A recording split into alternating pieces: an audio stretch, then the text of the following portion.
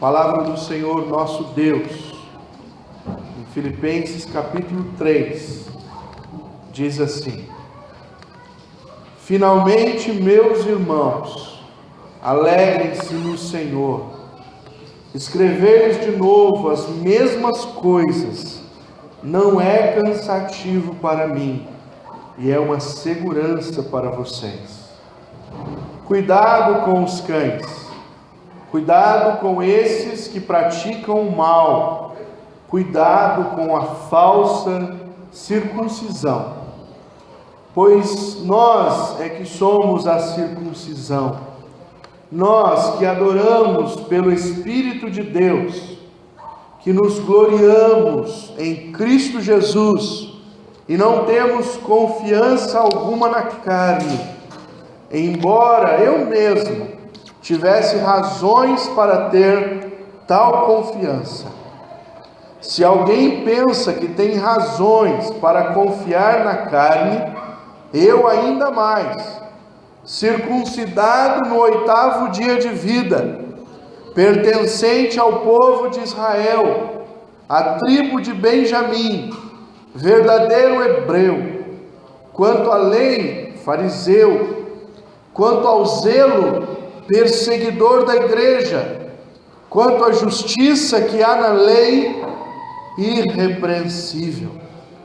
Mas o que para mim era lucro, passei a considerar como perda por causa de Cristo. Mais do que isto, considero tudo como perda, comparado com a sua suprema grandeza, do conhecimento de Cristo Jesus, meu Senhor, por quem perdi todas as coisas. Eu as considero como esterco para poder ganhar Cristo e ser encontrado nele, não tendo a minha própria justiça, que procede da lei, mas a que vem mediante a fé em Cristo. A justiça que procede de Deus e se baseia na fé. Quero conhecer Cristo, o poder da sua ressurreição e a participação em seus sofrimentos, tornando-me como ele, em sua morte, para de alguma forma alcançar a ressurreição dentre os mortos. Amém. Vamos orar mais uma vez nesta noite. Senhor, obrigado pela Tua palavra, e nós bendizemos o nome do Senhor por conhecermos a Tua palavra. E nesta noite nós cremos no poder que há na Tua palavra. E eu oro para que ela possa penetrar, ó Deus, o mais profundo do nosso coração e realizar a Tua vontade. Quebranta-nos, ó Deus, diante da Tua palavra. É o que eu oro em nome de Jesus. Amém. Paulo está escrevendo para a sua família na fé, a sua igreja amada de Filipenses, a quem algumas vezes ele chama de filho. Agora Paulo vai começar a conversar com esses filipenses, incentivando para que eles fiquem fortalecidos na fé. Assim é a família. Muitas vezes nós incentivamos uns aos outros. Quando um está mais displicente, quando um está mais cansado, quando um está mais pensando em desistir, a família é bom para fortalecer. A família também é boa para advertir, para chamar a atenção dos seus. A família tem muita intimidade. Por causa da intimidade, nós realmente nos envolvemos nas vidas uns dos outros. Você não chega a uma pessoa no banco, na fila do banco, e adverte ela de alguma coisa, a não ser que você seja muito cara de pau, né? Chega na fila do banco, olha pro cara e diz: você tá gordo, hein, rapaz? Você precisa emagrecer, né?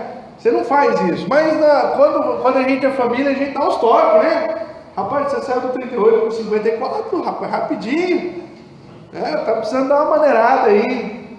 Família é isso, a gente entra um na vida do outro. Paulo, ele se apresenta como um pai para os seus filhos na fé. E como um pai, ele incentiva na hora que tem que incentivar. Ele orienta na hora que tem que orientar.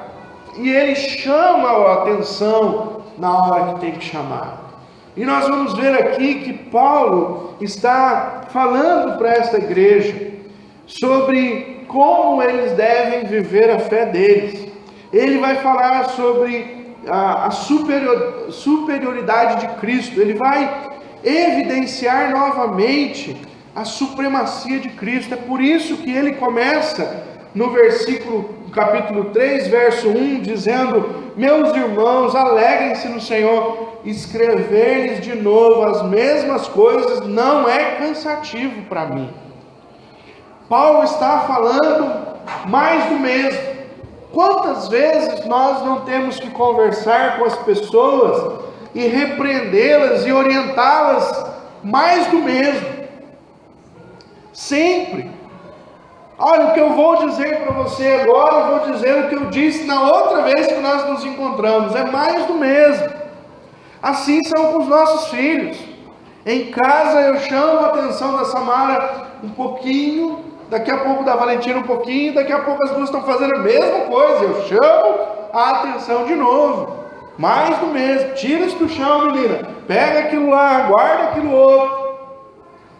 Nós adultos não somos diferentes. Muitas vezes nós cobramos uns aos outros a mesma coisa. Mas eu não já tinha falado para você não fazer isso? Eu já não tinha dito para você não fazer aquilo? Eu já não tinha dito para você não agir dessa maneira? Eu já não tinha conversado? Agora você imagina a vida de um pastor. Como que é? É mais do mesmo. O irmão chega passando a cabeça e diz: pastor, mas eu vou falar para você, irmão, o que eu já disse de novo. Então Paulo está orientando os seus filhos aqui, dizendo para eles: olha, eu não canso de falar para vocês, eu vou falar de novo.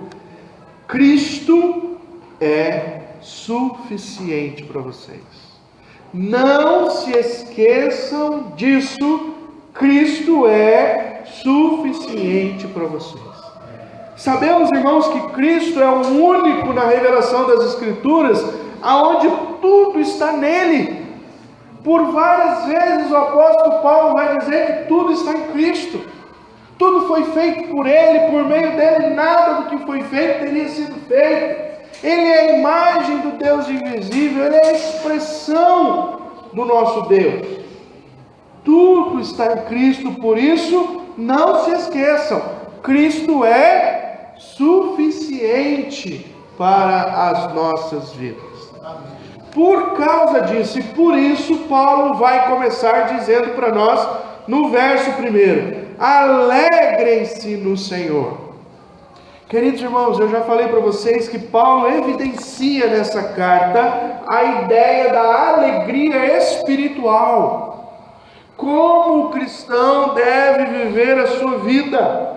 Vamos pensar, será que o apóstolo Paulo tinha motivo para estar triste nesse momento? Sim, ele tinha motivo para estar triste. Ele não estava num spa, ele estava numa cadeia, preso. Ele estava próximo de ser julgado. O julgamento dele podia levá-lo à morte. A sua morte ia ser por ou enforcamento ou por decepação da cabeça. Não sei o que ele ia preferir. Escolhe aí que jeito você quer morrer.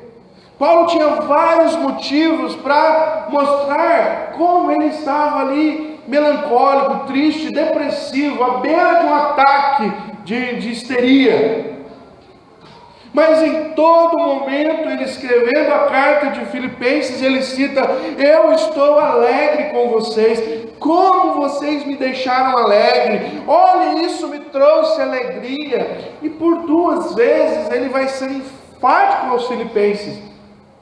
alegrem-se. Aliás, por 3, né? Neste momento nós lemos no versículo 1 do capítulo 3. Se você voltar um pouquinho, no capítulo 2, verso 18, ele termina um trecho da carta dizendo: estejam vocês também, alegrem-se. E se não bastasse, ele reforça: e regozijem-se comigo. Há uma ordem do apóstolo Paulo para que a alegria seja notória no meio da igreja dos filipenses. E o centro, e talvez muito conhecido por alguns, o texto-chave da carta de Filipenses é capítulo 4, verso 4, quando ele diz: alegrem-se sempre no Senhor. Novamente direi: alegrem-se. Há uma ideia notória nesta carta, aonde Paulo dá uma ênfase. O uso da palavra alegria e suas derivações estão presentes neste momento. Por quê? Porque Paulo deseja que esse sentimento seja um sentimento corriqueiro na vida dos filipenses. Queridos, nós vivemos no século 21 uma doença que chamam o mal do século: depressão. O que é uma depressão? É uma tristeza profunda. Quem está em depressão é alguém que está tão triste, tão triste, tão triste, que ele não vê saída daquele momento da sua vida. Ainda que você consiga dizer para ele que não é tão ruim, ele não consegue entender que há uma possibilidade de saída. Nós vivemos em dias onde as pessoas se frustram por muito pouco, as pessoas se entristecem. Nós somos uma geração que nós somos muito rápidos, e quando a gente tem alguma coisa que alguém não faz para a gente, nós ficamos frustrados. Nós somos aquela pessoa que entra no drive-thru e se passa mais de 5 minutos, nós xingamos a atendente, ô lerda. Porque nós queremos tudo muito rápido. Na nossa casa, muitas vezes os nossos relacionamentos são tão rápidos e passam a ser superficiais. E nós descansamos nesse relacionamento e perdemos a alegria. Há pessoas que não têm mais alegria de viver. Há pessoas que não têm alegria no que faz. Há uma sociedade doente em nossa volta. A pessoa não tem vontade de trabalhar, ela não tem alegria de trabalhar, ela não tem alegria de tirar férias, ela não tem alegria de estudar, ela não tem alegria de nada. Tudo para ela é um peso constante. Ela não tem alegria no relacionamento. Quantos casais que estão casados, mas não sentem mais alegria de estar um com o outro? Eu sempre digo para os casais que uma terapia muito boa dentro do lar é a alegria, é você rir de si mesmo, rir do outro. Lá em casa não pode dar bobeira não, que eu dou risada mesmo. Se pisar na bola, eu ri primeiro, depois socorro. Né? Caiu, depois eu vou lá ver o que aconteceu. Nós temos que nos alegrar.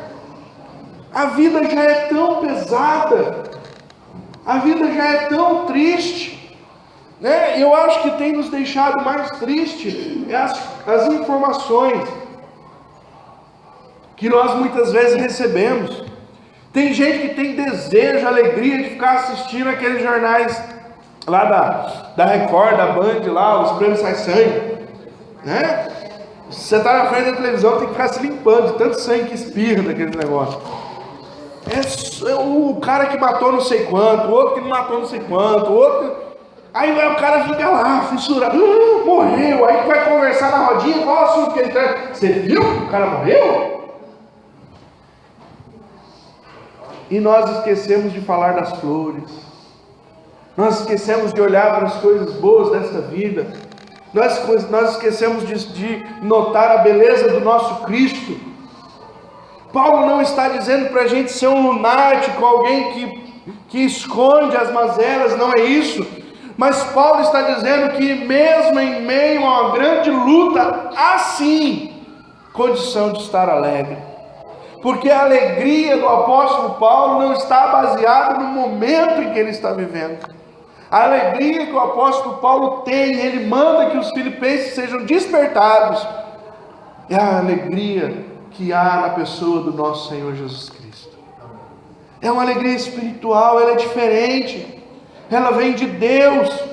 É uma alegria que o Cristo transforma o nosso coração e a nossa maneira de viver. É uma alegria que nós conseguimos olhar para a vida e ver sentido em tudo isso. É uma alegria de podermos olhar para a vida e entendermos a eternidade. É a oração do nosso pai na fé, Davi, no Salmo 51, quando ele diz: restitui em mim a alegria da tua salvação. Queridos, que você possa perder tudo nessa vida, mas não perca a alegria que você tem em nosso Senhor Jesus Cristo. Paulo está dizendo isso a essa igreja: olha, haverá sempre adversidade, haverá sempre contratempo, há muita facilidade em se encontrar tristeza, mas a tua alegria deve e só pode ser encontrado em Cristo Jesus. Essa é a verdadeira alegria, ela não passa, ela perdura, e mesmo em momentos de grande tristeza, você pode passar por alegria. Nosso irmão Tiago, ao escrever sua carta, diz: tende por motivo de muita alegria o passardes por várias provações.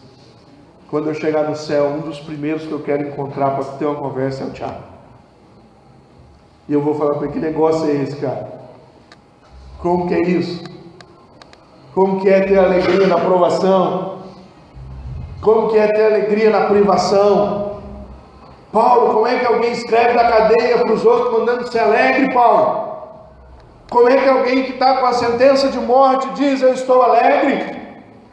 Como é que alguém recebe da mão do médico um exame dizendo: você tem câncer, e diz: eu estou alegre? Não há uma outra maneira a não ser que essa alegria seja produzida pelo Deus Todo-Poderoso. É essa alegria que nós não podemos encontrar em nenhum outro lugar, em nada neste mundo. Essa alegria que o apóstolo Paulo escreve a esta igreja, diz: alegrem-se no Senhor. Outra vez vos digo, alegrem-se no Senhor. Segunda coisa que Paulo diz aqui, que é muito interessante, que mostra que nós devemos nos orientar como família. Paulo escreve aos seus dizendo: tenham cuidado. É um alerta. Acendeu a luz vermelha. É aquela frase que nós andamos de carro muitas vezes e vimos lá num cruzamento: pare, não atravesse, tome cuidado ao atravessar, preste muita atenção. Você já levou um susto, aquele bem susto mesmo, que o seu coração dispara, a sua pupila dilata, os seus olhos arregalam, se alguém tirar uma foto de você naquele momento, meu Deus, você fica alerta. O apóstolo Paulo está chamando a sua igreja, os seus familiares em Cristo, para alguns cuidados. Tenham cuidado. Do versículo 2 ao versículo 6 ele vai orientar. Primeiro, tenham cuidado com os falsos mestres. Naquela época, o Paulo vai chamá-los de cães. O Paulo vai chamá-los de falsa circuncisão. Paulo vai falar para eles, vai falar para a igreja que essas pessoas estavam entrando com ensinamentos errados. Muitos judeus que se diziam convertidos estavam ali para forçar os gentios a submeter a lei do Antigo Testamento. Paulo escreve uma carta brilhante sobre isso. É a carta de Gálatas, aonde ele diz: olha, muitos vão dizer: não manuseiem isso, não façam isso, pratiquem isso, não pratiquem aquilo. E Paulo diz: esquece de tudo isso, porque nós precisamos olhar para a graça do nosso Senhor Jesus Cristo. Paulo nos chama a uma convicção de uma vida submetida não à prática judaizante, não a uma prática onde eu acho que agrada a Deus, mas Paulo nos chama a atenção para viver uma vida no Espírito. É assim que ele escreve aos Romanos: aqueles que andam segundo a carne caminham para a morte, aqueles que andam segundo o Espírito caminham para a vida, em vida eterna. Mais uma vez o apóstolo Paulo vai dizer: olha, tem pessoas no meio de vocês que querem ensinar coisas que vocês não devem ouvir. Irmãos, nós vivemos num tempo onde as pessoas estão ensinando muita coisa errada. Nós olhamos para esses líderes da televisão, pastores, apóstolos e tantos outros títulos que eles têm se dado. Quanta bobagem esse povo está ensinando, quanta mentira, quanta coisa que não está na Bíblia, simplesmente porque deixaram seus corações serem envaidecidos e foram levados por rumores e por outras bobagens. Paulo orienta aqui que nós não devemos deixar de maneira nenhuma os ensinamentos do nosso Senhor Jesus Cristo. Certa vez, um grupo brasileiro foi aos Estados Unidos, conta-se essa história, né? Para aprender com os policiais de lá como que eles conseguiam identificar uma nota falsa. E o grupo brasileiro, quando chegou lá para conversar, a primeira pergunta que um brasileiro fez para o americano é: quantas notas falsas vocês estudam por dia para vocês poderem identificar? E o americano disse: nenhuma. Nós estudamos bem a verdadeira. E quando nós vemos a falsa, nós já sabemos que ela é falsa. Sabe por que nós estamos muitas vezes caindo em ensinos errados, em falsidade? Porque nós mantemos a nossa Bíblia fechada. Porque nós temos tempo para todas as coisas deste mundo, mas nós não arrumamos tempo para o Senhor. Nós não nos preocupamos. E é por isso que alguns vêm com ensinamento que não tem nada a ver. E aí a gente dá o ouvido: nossa, que legal. Vem um outro aqui e você fala: oh, que barato. Muito louco, mano. A palavra de Deus é clara, ela é fiel, ela é digna de toda aceitação. Ela deve ser estudada. Nós devemos dar ouvidos àqueles que pregam a palavra, não aqueles que querem contar isso ou aquilo outro. Desconfiem de todos que dizem eu. O anunciado é Cristo, o Evangelho é Ele. Amém. Ele é suficiente para nós. Quando as pessoas começam a ensinar a respeito de si mesmo ou de outras pessoas, cuidado, tampa os teus ouvidos, porque Deus não divide a sua glória com ninguém. Com ninguém. Há tanta baboseira que as pessoas estão ouvindo por aí porque não conhecem a palavra. A Bíblia diz a respeito de si mesma: o meu povo perece por falta de conhecimento. Outra coisa que o apóstolo Paulo diz: tenham cuidado com a alta justificação. Se você olhar, o apóstolo Paulo vai começar no versículo 4 dizendo: embora eu mesmo tivesse razão para tal confiança. Que confiança?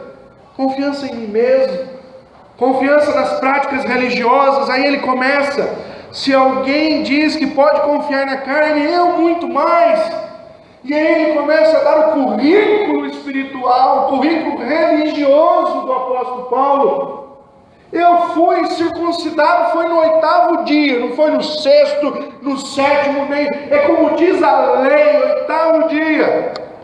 Eu nasci em Israel, eu sou da tribo tal, eu sou fariseu. Em outro texto ele diz: eu aprendi a minha religião aos pés de Gamaliel, um dos maiores líderes da época, um PhD na teologia do Velho Testamento, na época do apóstolo Paulo.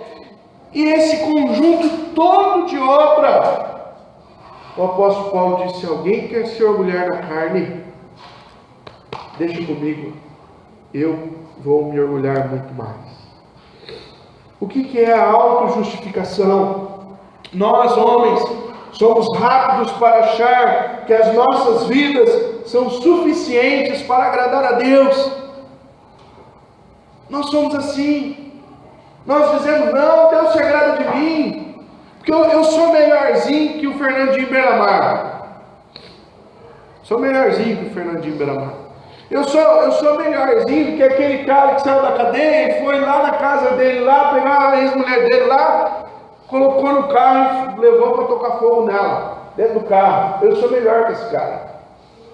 Eu sou melhor que o Adolf Hitler. Sou muito melhor que ele.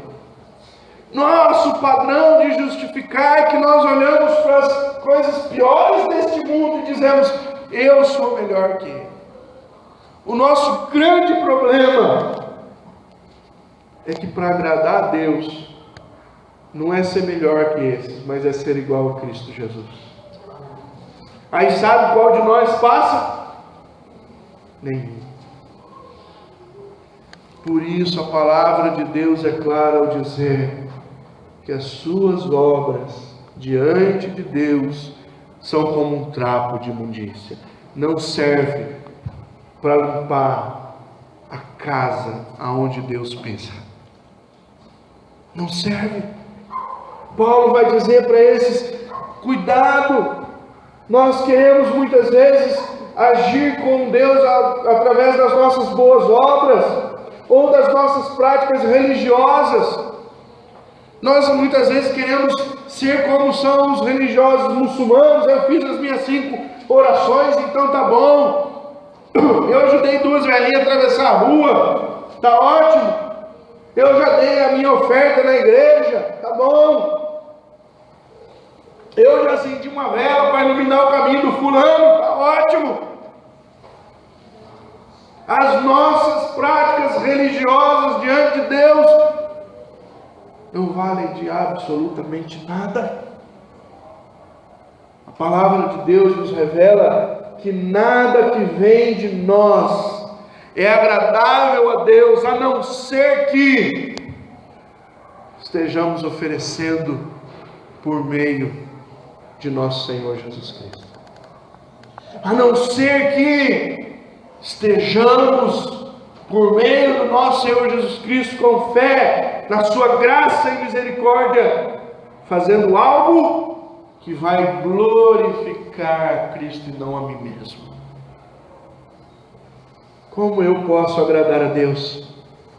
Resposta: você não pode agradar a Deus. A Bíblia diz que Deus olhou para este mundo e não viu um justo sequer. Se você pudesse agradar a Deus, Ele não precisaria ter mandado o seu Filho Jesus morrer na cruz do Calvário. E se você pode agradar a Deus, e Deus mandou Jesus morrer na cruz do Calvário, Deus é estúpido em ter feito isso. Então, nem você, nem a Madre Teresa de Calcutá podem agradar a Deus com as suas obras. Só existe um que agradou ao Senhor, e quando o seu sangue foi derramado na cruz do Calvário, ele disse: está pago. Deus aceitou o seu sacrifício e o ressuscitou dos mortos em 3 dias. Não acredite que as tuas obras vão favorecer você diante do Senhor. O apóstolo Paulo, sabendo disso, ele diz no versículo 7: mas o que para mim era lucro. O que Paulo quer dizer isso? Que ele achava que a sua religiosidade podia garantir alguma coisa diante de Deus para com ele. Eu sempre ensinei e continuo a ensinar aos meus ouvintes Não entenda que a sua vida religiosa nesta igreja te garanta alguma coisa, porque não é esse o papel desta igreja. O papel desta igreja, deste local, é reunir homens e mulheres que confiam no sangue do Senhor Jesus Cristo, que os remiu de todo o pecado, e nós nos encontramos aqui não para agradar a Deus, irmãos. Nós nos encontramos aqui para adorá-lo, porque Ele é digno de receber a adoração. Nós nos reunimos porque o amamos, porque queremos exaltar o seu nome, porque queremos honrar a sua palavra, que diz: onde 2 ou mais estiverem no meu nome, eis que eu estou no meio. Se achar que vir à igreja alivia a tua conta diante de Deus, você é o pior dos homens.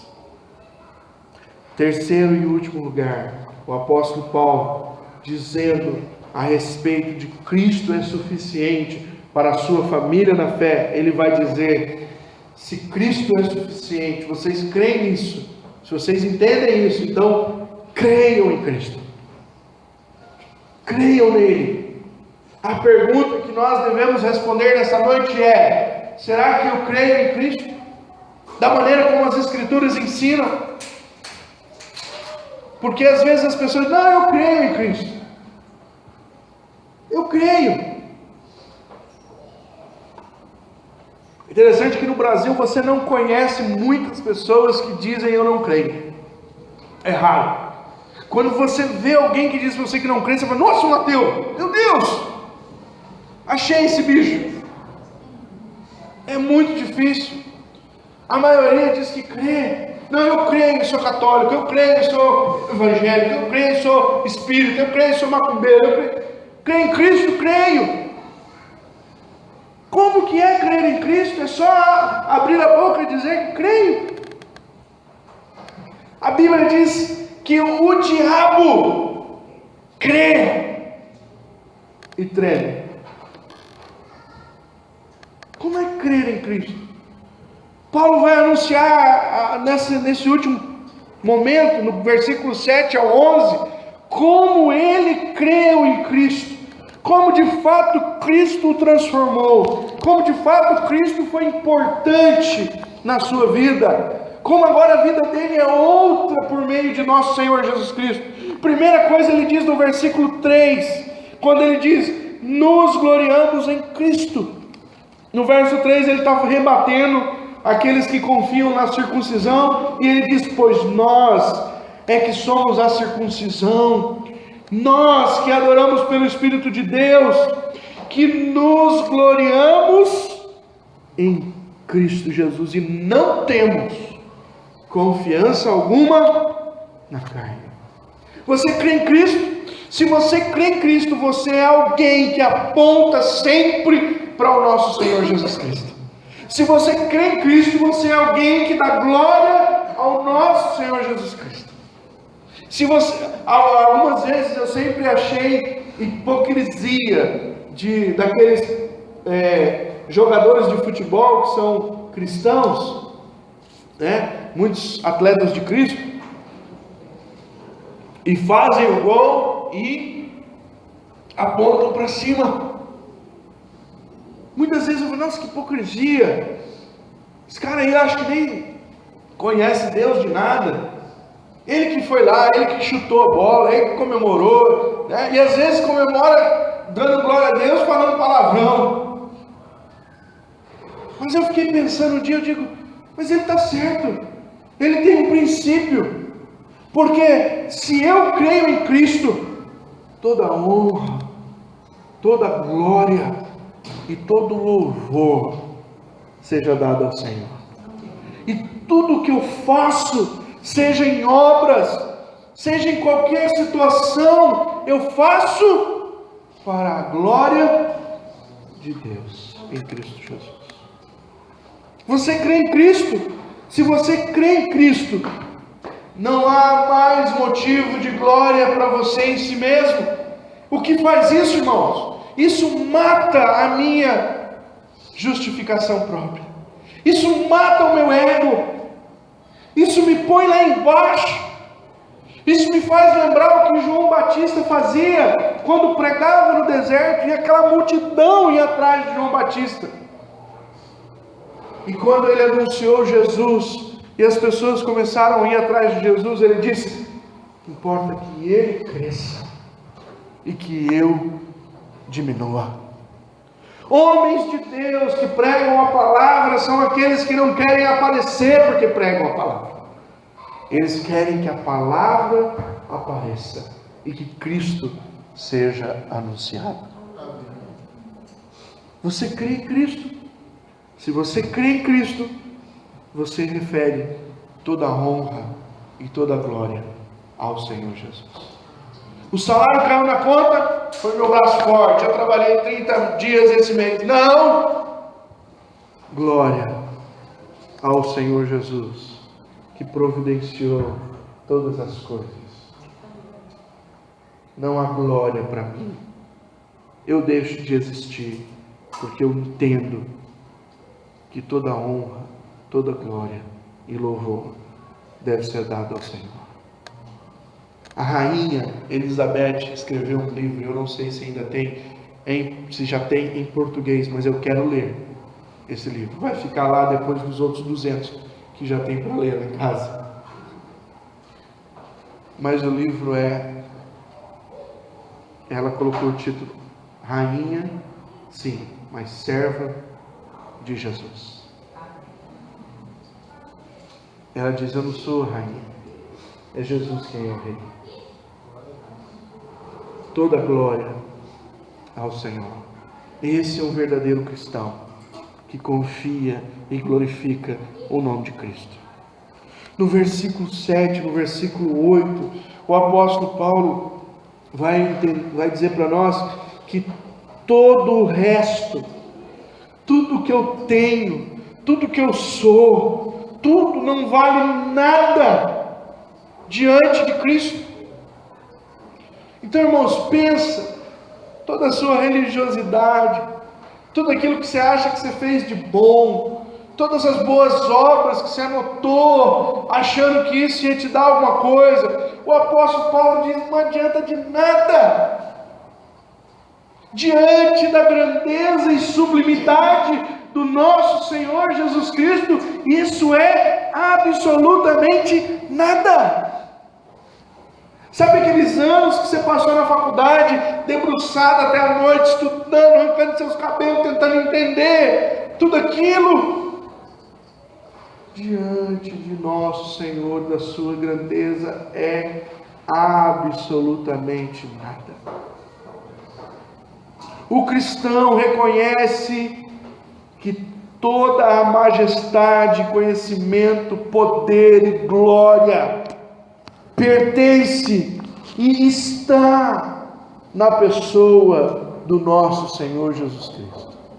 Por isso, no versículo 7, Paulo diz: mas o que era lucro para mim, aquilo que ele achava que poderia dar diante de Deus alguma benfeitoria para ele, algum bem, passei a considerar como perda por causa de Cristo. Mais do que isso, considero tudo como perda comparado à suprema grandeza do conhecimento de Cristo Jesus, meu Senhor, por quem perdi todas as coisas.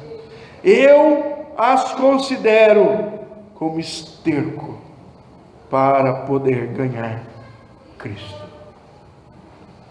Paulo é tão enfático que diz que diante do conhecimento de Cristo, tudo o que ele era, tudo o que ele tinha, de todos os anos da sua vida, como um bom religioso judeu, tudo isso era cocô, com perdão da palavra,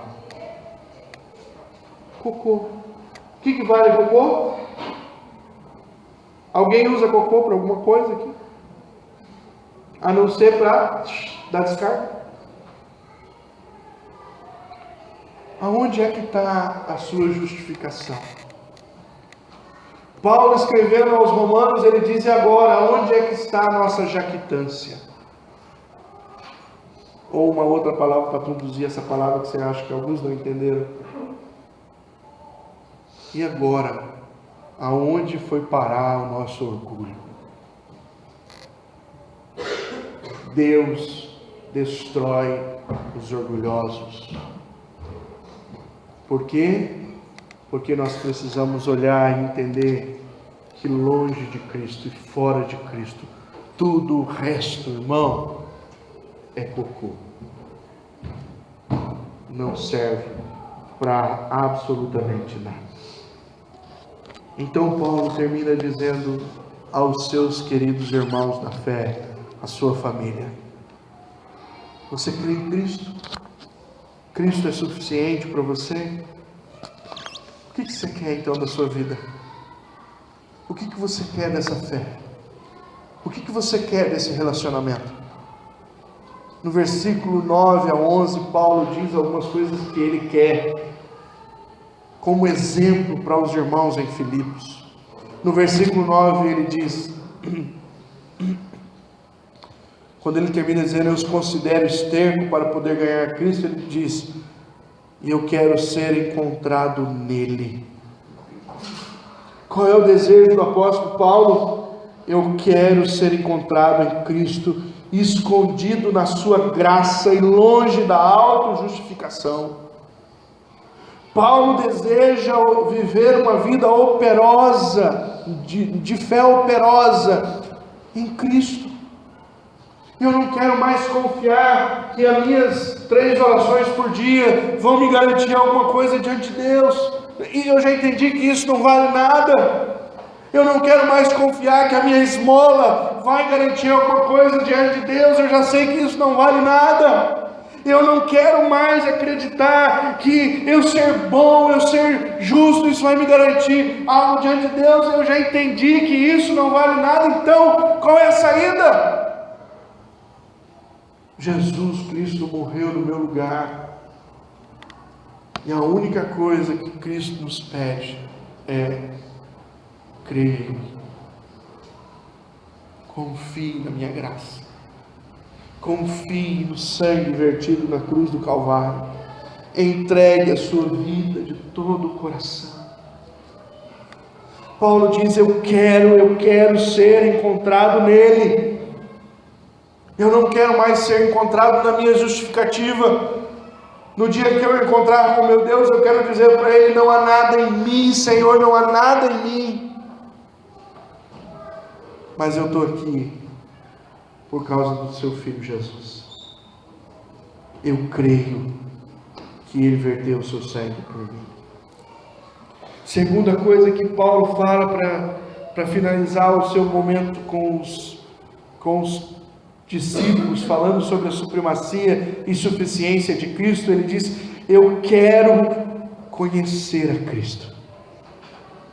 No versículo 9, quando ele diz: ser encontrado nele, não tendo minha própria justiça que procede da lei, mas que vem mediante a fé em Cristo Jesus, a justiça que procede de Deus, baseada na fé, como diz Efésios. Nós somos salvos por meio da graça, e essa graça nos é dada por causa da nossa fé. Vós sois salvos pela graça. Isso não vem de vós, é dom de Deus. Ninguém morreu por ninguém a não ser Jesus Cristo. E aí no versículo 10 ele diz: quero conhecer Cristo. Não é que Paulo não tinha conhecido, não é que ele já não conhecia, mas Paulo entendia que ele precisava ainda, irmãos, conhecer muito mais. E toda vez que eu leio esse texto, me dá vergonha, porque se o apóstolo Paulo, esse grande homem de Deus, na sua maturidade da fé, já preso, quase no final da sua vida, do seu ministério, ele olha E ele diz para os filipenses: eu ainda quero conhecer a Cristo. O que será de nós?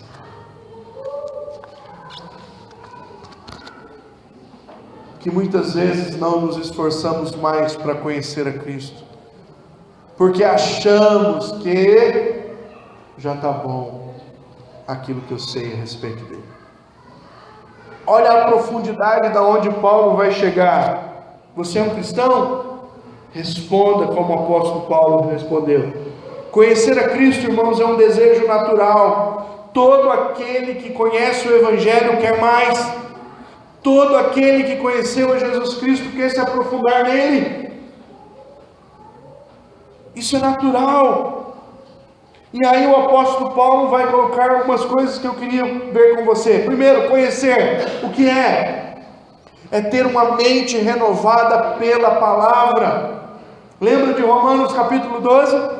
Quando o apóstolo Paulo escreve aos Romanos, diz o quê? Renove a vossa mente.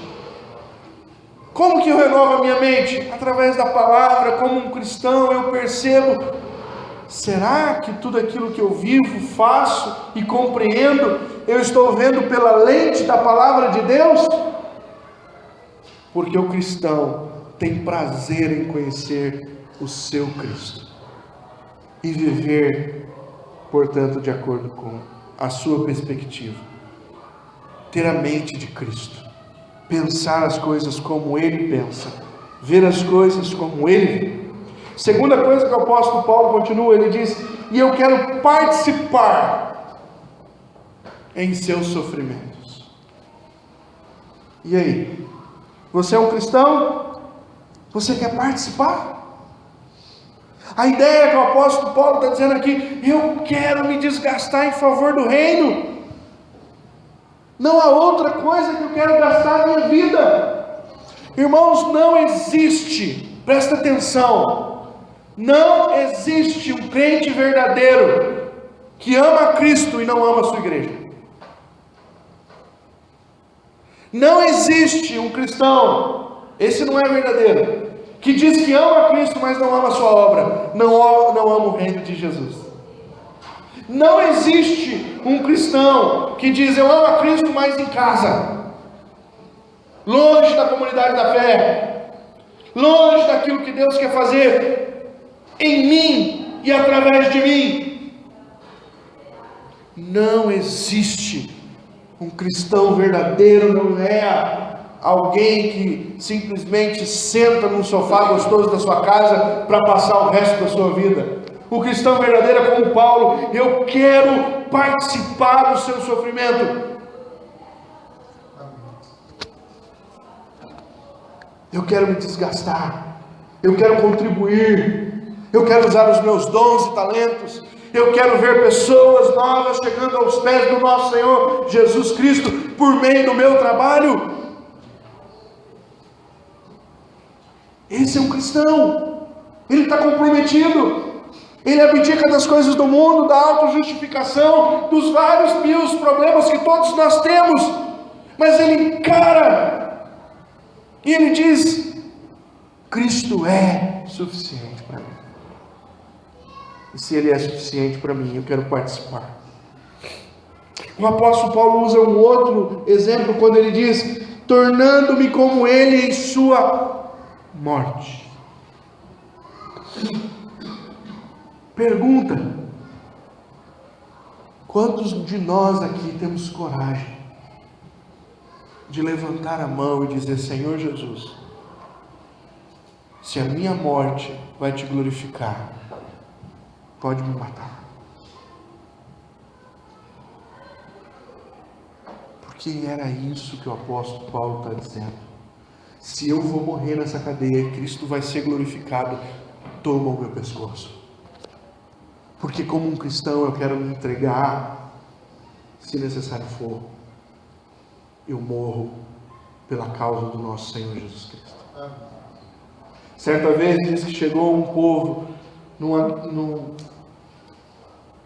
numa igreja colombiana, e a igreja colombiana é assim, é um olho no altar, um outro na rua, em alguns lugares, porque quando a Farc passa, Se vê crente, já era. Pode encomendar o caixão. E diz que uns homens entraram armados na igreja e disseram: ó, e aí, quem é crente aqui? Você é crente? O cara fala: vai para aquela parede ali. Você é crente? Não. Vai embora. Você é crente? Sou. Parede lá. Você é crente? Não. Vai embora. Qual seria a nossa resposta diante de uma arma empunhada para a nossa face? Depois que passou todo esse momento, os homens guardaram as suas armas, falaram para aqueles que estavam na parede: venham orar por nós, que nós somos cristãos, mas nós queremos orar com cristãos verdadeiros. Quem é, irmão, que levanta a sua mão e diz: Senhor, contigo até a morte, se for para morrer, estou aqui. Paulo está dizendo isso. Vivam esse evangelho, um evangelho que nos leva a entregar a própria vida. Mas por quê, queridos? Tem uma razão. O apóstolo Paulo diz lá no versículo 11, tornando como ele a sua morte, ele termina no versículo 10, no 11 ele diz: para de alguma forma estar com ele na sua ressurreição. Qual é o objetivo do verdadeiro cristão? O objetivo do verdadeiro cristão é viver a vida eterna com o Senhor Jesus no céu para todo sempre.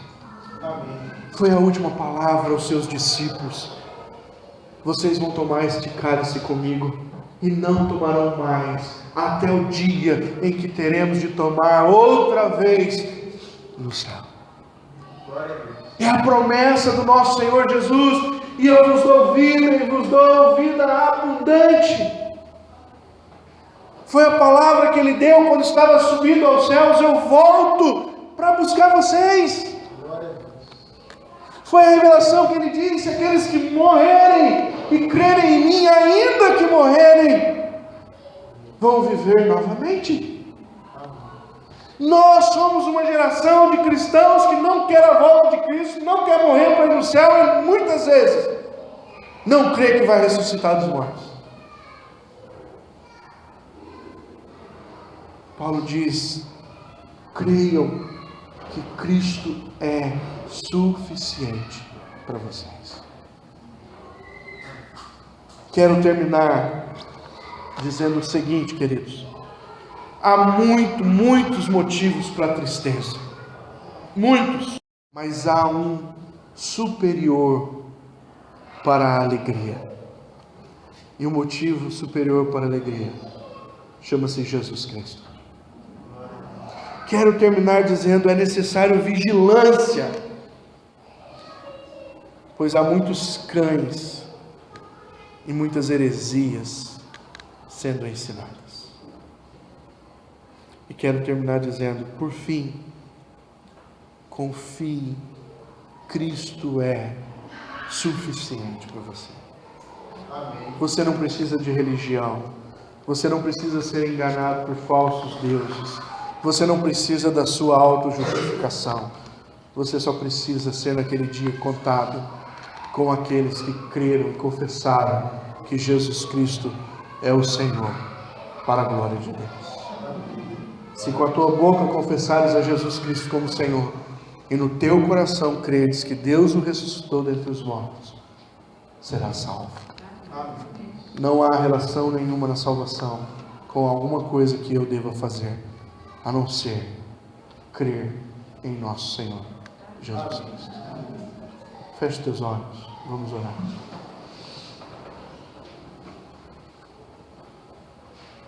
Senhor, obrigado pela nossa família da fé. Obrigado, Senhor, porque nós somos instruídos pela Tua Palavra, e a Tua Palavra nos admoesta, nos exorta, nos incentiva, assim como no seio da família. Nessa noite nós somos encontrados pelo poder da Tua Palavra.